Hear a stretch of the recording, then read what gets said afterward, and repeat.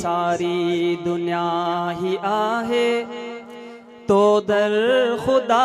सवाली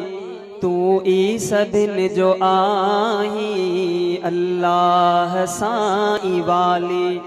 तू ई सभिन जो आही अल्लाह साईं वाली मौजूद तू हर हंद रग रग में पिण समायल मौजूद तू हर हंद रग रग में पिण समायल तुझी अता सभिन ते आहे सदा निराली तुझी अता सभिन ते आहे सदा निराली तू ई सभिन जो आही अल्लाह साईं वाली तू ई सभिन जो आही अल्लाह साईं वाली।